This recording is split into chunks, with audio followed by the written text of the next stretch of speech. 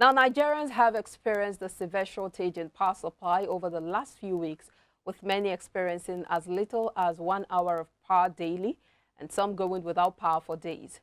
As the energy crisis facing the country deepens, power generation companies in Nigeria, as the GenCos, have attributed low electricity generation to the national grid to the 1.644 trillion naira owed them by the Nigerian Bulk Electricity Trading PLC, that's NBET. The GenCos, which spoke under the aegis of the Association of Power Generation Companies, APGC, said the amount which came as a result of unused capacity dates back to 2015. APGC Executive Secretary Dr. Joy Ogaji accused NBET of failing in its obligations to the GenCos as contained in the Power Purchase Agreement (PPA). A breakdown of the debt that NBET owes the GenCos reveals 214.93 billion naira was being owed in 2015, 273.32 billion naira in 2016, 236.47 billion naira in 2017, 264.08 billion naira in 2018, and 256.97 billion naira in 266.01 billion naira, as well as 120.25 billion naira in 2019, 2020, and 2021, respectively. The figures were, however, disputed by NBET, which claimed that not all GenCos were entitled to unutilized capacity payment. Interestingly, the federal government targeted March 21st for the return of regular supply of electricity to the country. Now, the big question is, how far or close is Nigeria in addressing the lingering electricity crisis? Well, joining me to discuss this is Sydney Akimoladun, CEO Paysolar. He joins us on the show right here in the studio this morning. Thank you so much for joining us. Thank you, and thanks for having me again. Good morning to our viewers. Now, Nigerians were once again thrown into darkness last week on Monday and Tuesday as there was a collapse of the national grid, and this is amidst the increase in fuel price, diesel increase, and one would wonder why we keep having this incessant national grid collapse. So, thank you again. It's not just about electricity. Let's even look at it. Let's take a background look. It was a total energy crisis. We had it from the case of bad oil being imported into the country. Then it was the issue of grid collapse, not just once, but even twice in about a week or thereabout. And then there was the issue of aviation fuel, the scarcity of it and all of that. So in the price. It was a total energy crisis we were facing. Of course, that would translate, down to the regular Nigerian who also need cooking gas, who would need whether kerosene to cook and all of that. So businesses to power their generators. Exactly, yes. We saw also, like I was trying to mention, the case of diesel going from an astronomical 300 and something or 400 naira per liter to about 700 or even 750, and in some cases, and places even much more higher than that. So it's a total energy crisis that we're seeing in the country. And if you ask me, it's the same problems we're talking. Now you just made all the mention of all the facts, as put out there. It was, a blame game. It was like Adam saying no, it was Eve saying no, it was the serpent. So what we're experiencing is not just an energy crisis, but even the political crisis that, that has also been, has spilled into it. And of course, managerial and, how do you call it? People not being transparent with all the issues that are going on in the energy sector. So the question is, where do we go from here? When do we have a stop to all of these issues? When we Nigerians go to bed and say we have power for our businesses, power for our homes, power to cook, power to fly our planes and all of that. That's the big question on our hand right now. Now, GenCos actually attribute this low electricity generation to the national grid, to the 1.64 trillion naira owed them by the NBET. And you already talked about the trade, the blame trading. Yeah. It looks like there might not be an immediate end to all of this. Yes, you're very right. There is no end in sight, because just the same thing we experienced with the bad foil that was imported into the country. NMPC kept saying it was some set of marketers. Those guys said, no, we have nothing to do with it. And, as you and I speak now, nobody has been brought to book. It's been swept under the carpet. So, just exactly the same thing we're seeing with this crisis. Now, MBET is saying, no, we're not owing you 1.something trillion. The Gencos are saying, no, this is the amount. Just this morning, we learned that CBN has, in their normal Big Brother style, they've disbursed, they've disbursed the 1.something trillion. But I'm not going to take that, for anything, because, see, it's the same thing spilling over. ASU is on strike. What's the major issue? We had an agreement in about 2015 or thereabout, and as we speak, that agreement has not been honored. Government says we don't have money to sponsor education and all of that. And somebody will say, but you are building bridges to Niger State. So NBED is saying it on one hand, the Gencos are saying on the other hand. I'm not too particular about the money, the CBN says they've released. I'm particular about the fact that even if the Gencos go back to normal, let's say we go back to status quo, where the Gencos are now, generating the actual amount of power they've been generating over the time. Another big question is the infrastructure. We have about 13,000 megawatts of installed electricity, but we can only push about 4,500 megawatts of electricity. There are even reports that it has dropped further to 2,000. Yes, so that in itself is a challenge. So what the Gencos are actually saying, and that's the perspective Nigerians need to understand, is that Nigerian government is paying for unused power. We generated, for example, 7,000 megawatt. You could only take 1,000 or 2,000 thereabout. The one that is not used, you need to pay us. And if you ask me, this is a form of electricity subsidy. So we see subsidy in the downstream sector. We see subsidy in electricity. We see subsidy in this and all of that. And this is the government that says, we don't have money and we keep borrowing. Our debt profile is increasing. So it's not about whether government says they pay this money. It's, whether the money has actually entered into the pockets of the Gencos, and if the electricity that is being wheeled out is getting to the final consumer. But over time, we've seen the collapse, because according to TCN data, the national grid has collapsed over 108 times since 2013, when that sector has been privatized. And then we begin to see that there is really no solution to all of this. You talked about the fact that the blame trading is due to some political undertones and all of that. But it looks like there are some cabals who are benefiting from all of this drama. See, Nigeria's situation is like a baby whose parents are actually aware what the child is crying for, but just will refuse to give the child what the child needs. There's several array of issues. We generate electricity by gas supply, by hydro, and some other means, which are very, very minimal. But major of our electricity supply comes by gas. Okay, so we see there's a major shortfall. If you look at it, what also the Gencos are complaining about is that there's a major shortfall of gas supply to the generating companies. So that in itself is a drawback. Then we see issues of vandalization. Whether we like it or not, over 300,000 barrels of crude oil goes missing daily in this country. These are things that are also contributing to all of these issues. We see the issue of corruption, whether you like it or not. You talked about the fact that there are some cabals. Of course, yes. I was discussing with someone over the weekend, and somebody said, listen, whether you like it or not, there are people who will not allow the electricity sector to go on well. These are people who own generating importing companies. These are people who have stakes in even the discos and the Gencos. It has been said to be privatized. What is government? My question is, what is government doing it?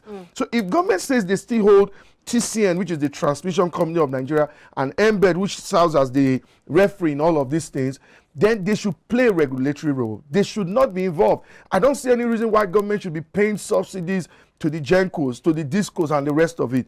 So it's still going to be a blame game up until some persons have been able to sit down and say there's a political will to let the players play, as it were. Let the what we call the MITO, which is the pricing Because if you still have government hands in it, but investors won't be able to come in. Yes, because I was going to come in there. Why is government still subsidizing power? Since it's been privatized, shouldn't it be self-funding itself? That is the big question that everybody is asking for. Why is government involved in a business that they said they have privatized? It all means that there isn't a transparent process in all of what they are telling us. So some persons are telling us what is not. So it's a fact that there are some government officials that have either purchased the discos or the gencos, and they still, it's like the voice of Esau, but the hands of Jacob. So the allegations or the notion that this privatization was sold or was done by the government allies and cronies may be true. That's exactly what it looks like, my dear sister. But let's also look at the issue of the capacity. We talked about the capacity being 13,000 and then us giving out 2,000. One major issue is the fact that the gencos, the generation, isn't really the problem, but it is the wastage that happens after the generation. Yes, between the gencos and the discos. So how do we fix that loophole? So what it does mean is there are private investors who want to come into the country and invest in this sector, but they need to be infrastructure that they want to play with.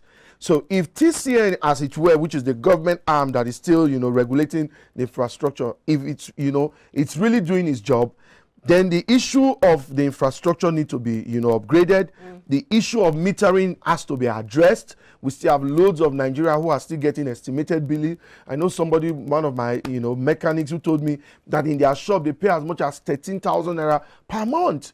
And you expect that money will be, thrown back to us, the guys who come to repair their cars there and all of that. So we have that issue that's still at hand. Then we have the issue of people who are sabotaging the system in itself. Either you are bypassing your meter or you are conniving with, the disco officials who go back, and do some round tripping and all of that. So it's very important that all the players in the sector, the entire value chain, the entire energy chain, are sincere and are putting their money where their mouth is. But talking about the metering system, there's a national mass metering program which the federal government embarked on, and they talked about doling out about 6 million meters. But we still have the issues of, we know that yes, the 6 million would not cover for the unmetered Nigerians, but it should go a long way, especially if it's been done properly, that if some, some hanky-panky ways are not going into it. But there's still the issue of estimated billings.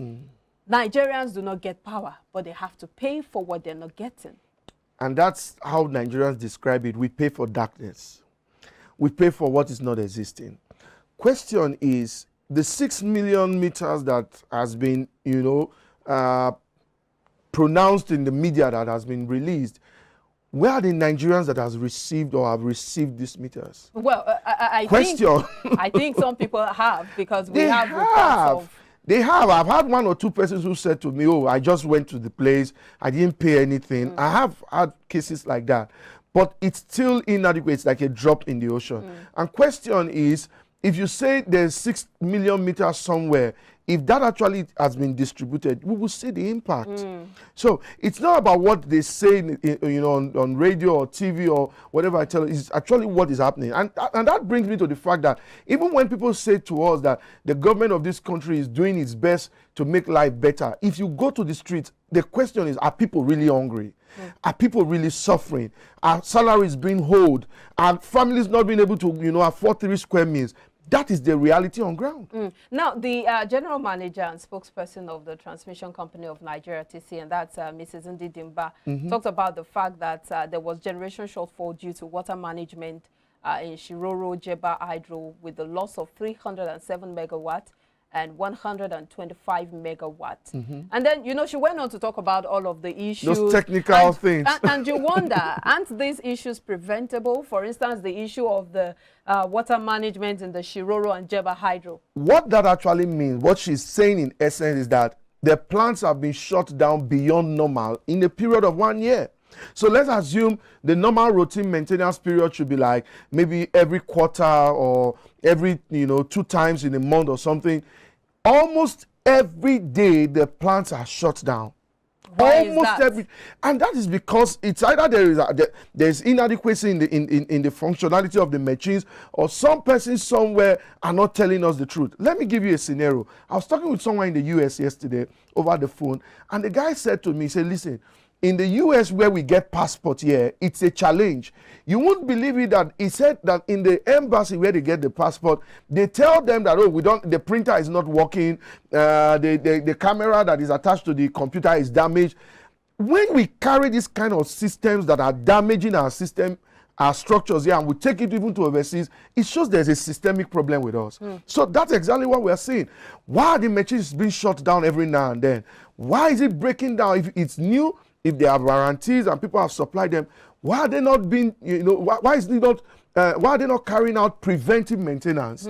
Why are we needing? So all of these are issues, and the question is, who has been brought to book?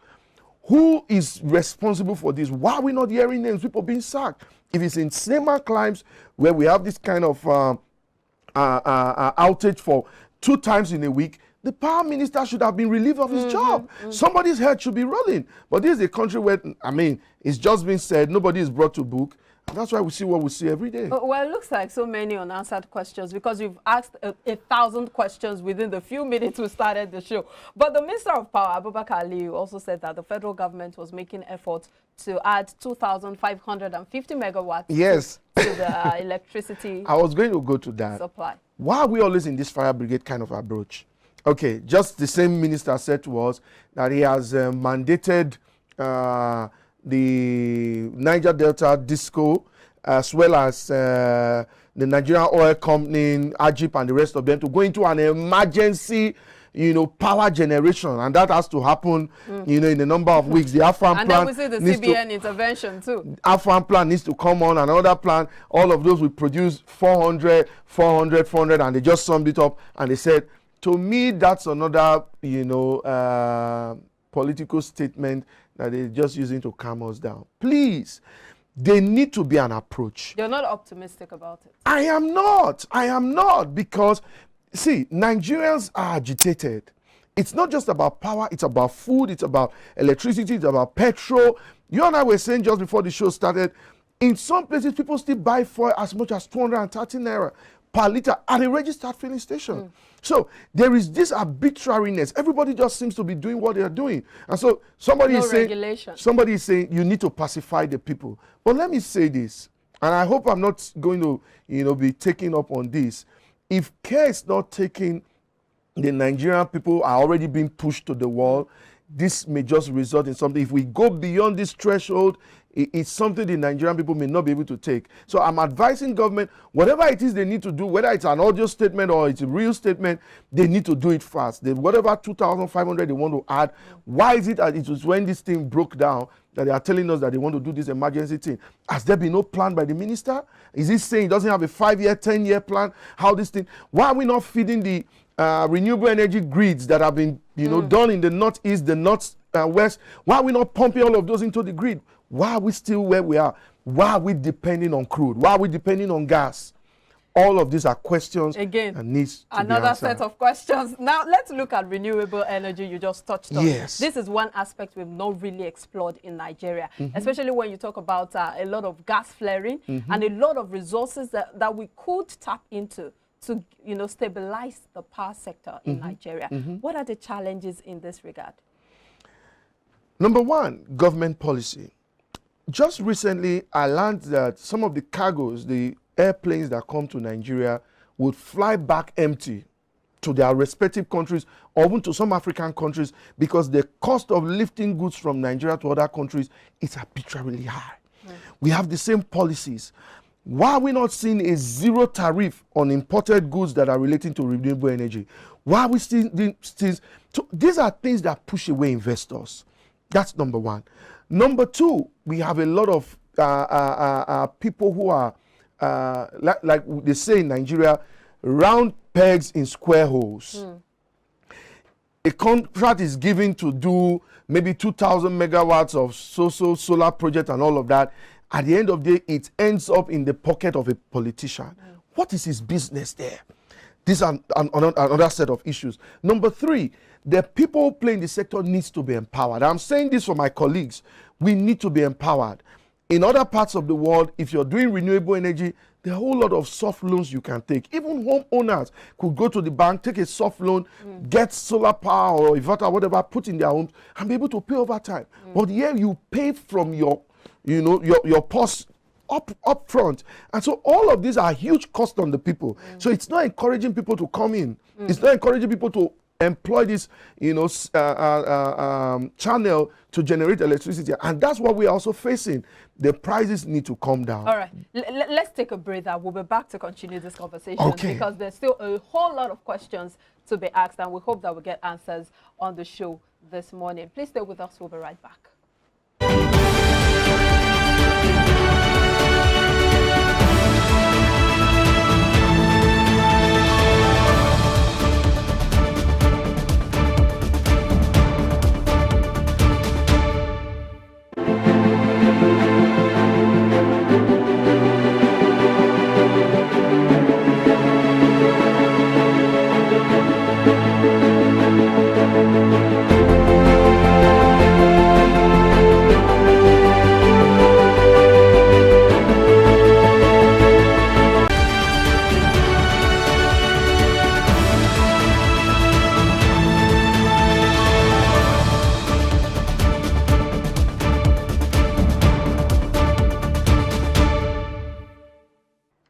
Thank you for staying with us. We're still exploring Nigeria's power sector, looking at the challenges and, of course, the ways out. And I still have with me Sydney Akimoladun talking about these issues. He is the CEO of Pay Solar. Thank you so much for staying with us. Thanks for having me. It's been fireworks. Fireworks, actually, with several questions being unanswered. But you were talking about renewable energy, and then you focused on the fact that investors are not willing to come into Nigeria. But before looking at investors, can't we look inwards to explore what we have?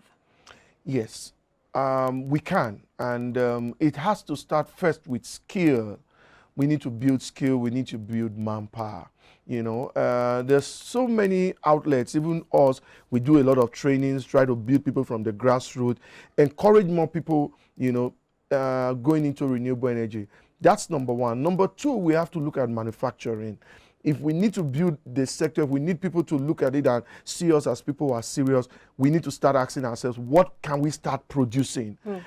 I mean, production is a big issue, especially with the cost of fuel and diesel. Then you have, exactly, so because manufacturing, relies more on generation of electricity and all that. But you see, renewable solar energy in itself is quite a beautiful subsector, so to speak, because it can power itself. So even the plants that are going to be used to make all of these things can be powered with solar. So we need to be seen as that. Number three, the government needs to reduce a whole lot of, there's this index about ease of doing business.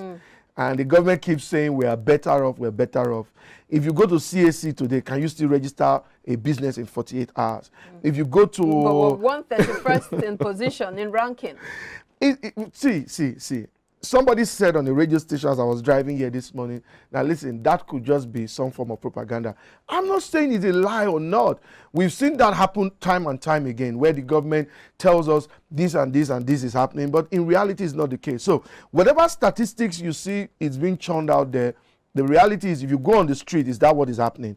So we need to ask ourselves that question. So if government does the policy right, make the environment, good for investors, skill transfer is very good. I'm sure we'll already be on a good pedestal to start looking at, doing this thing for ourselves. If not, we will still be dependent on importation, and that in itself has brought us to where we are today. We need to go away from that. Let's look at the Siemens Presidential Power Initiative, which is expected to bring an additional $2 billion to or more to the transmission grid from the government. Where are we in all of this? Well, so far, so good. It's a good initiative. It's a good news for people who are looking for a revamp, a revitalization in the power sector. But believe you me, that's not the first time we've heard that. And so if some of us are a bit skeptical about this again, you don't want to blame us, because we've seen this over and over again. And we've even had situations where corruption issues have been, raised or alleged, in some circles. So if everything is done well, from what it is on paper, that should be a boost. That should be a boost to our power sector. I mean, our infrastructures are being, upgraded. Let's at least, even if it's a 10,000 megawatts, distribution we are seeing in the next 5-10 years, that would raise, the bar for us, and then things will get better. But if not, let it not end in one political statement or some photo ops that we see again and again, between government and these officials. Please, I beg. And that's the corruption you were talking about. Yeah. But let's also look at the fact that a lot of stakeholders, you also talked about it earlier, have said that the power sector should be left to run on its own. What are the challenges of this proposal? Because we see that it looks quite difficult or quite challenging for the federal government to hands off the power sector. You hit the nail on the head when you said it looks challenging. The same thing with the oil and gas. We have some aspects. So what you see is privatization, but not true privatization.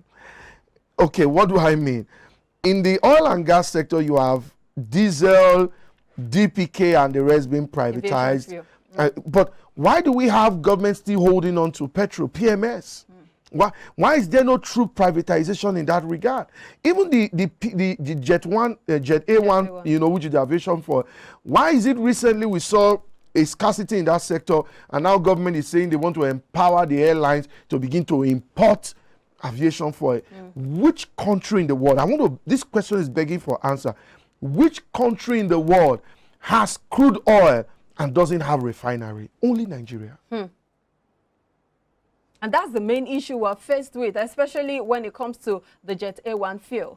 That's what the stakeholders in the sector are complaining about. So imagine the airlines said they were going to shut down because they only had 3 days amount of Jet A1 fuel remaining. And somebody was telling me, please don't fly, so that somebody doesn't miss kerosene. And the team will go and stop. There's no bus stop in the air. So these are the challenges. Why should a country with massive oil and gas resources be talking about giving licenses to airline companies to import for, when as much as 4-5 refineries are lying fallow? And our hope, our savior, is in one private refinery in Ibejuleki, which has not come upstream. We are hoping that it will deliver us. What is happening to our nation? Perhaps the power sector isn't ripe for privatization, don't you think? Well, there's never a right time for anything. This was what happened with the telecom sector until the Obasanjo government came and actually privatized it. That is only one sector I think there's true privatization in itself. Government is not saying, though they have a regulatory body which is clamping down on them once in a while, but they seem to be let go. That is the kind of approach, sincere approach by government, that should be addressed with the power sector, addressed with the oil and gas sector. When we see that, people will not even, it's not us. We won't even have to quarrel with government or fight government. It will be seen, clearly seen. True privatization, let it go into the hands of private people. Let government play regulatory role, simple as ABCD. But do you see that happening in the nearest future? My sister, I don't see it happening, because this is the same government where the governors run cap in hand to Abuja every month to receive allocation from what? Crude oil revenue. The governors don't produce anything. Their internally generated revenue is almost zero in many states. Only 1, 2, 3 states you can count, Lagos and a bunch of them, that can say are really self-sustaining. So where we have a government that is completely dependent on a mono resource, this is going to be the repeated cycle that we're going to see again and again. We just need someone, at the ends of leadership, who will say, we need to go back to what? Agriculture. We need to go back to other means, other channels, other avenues for Nigeria to rake in money. Tourism, entertainment. These are many avenues. Keep depending on mono, crude oil, foil. We will keep coming here again and saying the same thing you and I are discussing about. So do you see the power sector heading for the rocks? I don't want to be a prophet of doom, but if it is what it is on paper, then your answer will be an emphatic yes.